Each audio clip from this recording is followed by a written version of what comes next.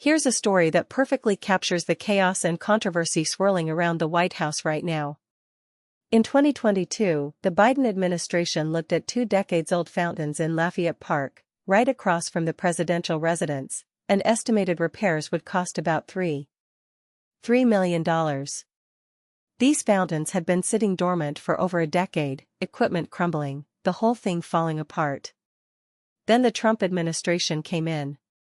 And in January, they agreed to pay Clark Construction, yes, the same firm building Trump's $400 million ballroom, more than $17.4 million for the job.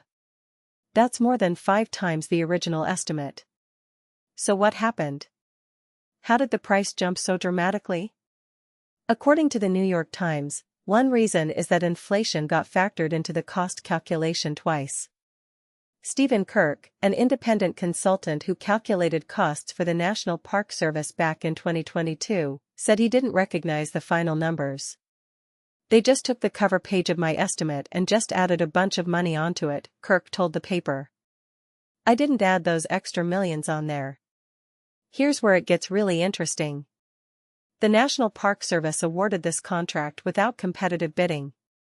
They invoked what's called an urgency exception, a legal loophole typically reserved for natural disasters or wartime situations. Contracting experts called this move highly unusual for a project that had been sitting idle for 10 years. Now, there's a key distinction here. Trump's fancy new ballroom? That's privately funded by donors. But these fountain repairs? That's your money. Taxpayer dollars. The Interior Department, which oversees the Park Service, defended the process. Spokesperson Katie Martin said, "The urgency is to ensure this project is done well ahead of America's 250th anniversary. The department insists everything was handled above board." Clark Construction pointed to their track record, saying they follow all prescribed procurement processes. So how did Trump respond? On Friday, he posted a video on Truth Social showing the fountain spouting water with colorful lights, writing, "My great honor to have funded this project." Then, the very next day, after the Times story dropped, Trump fired off a 334-word rant, calling the newspaper the failing New York Times and accusing them of trying to make the restoration of, quote, "beauty and grandeur look bad." He claimed he's not even responsible for overseeing the contract. He said Clark Construction is highly respected and completed work ahead of schedule and under budget, something that seems to directly contradict the much higher price tag.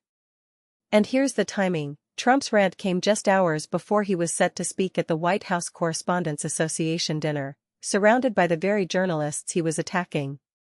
The core question remains, why did a $3 million project balloon to $17.4 million, with no competitive bidding, using emergency provisions meant for wars and disasters?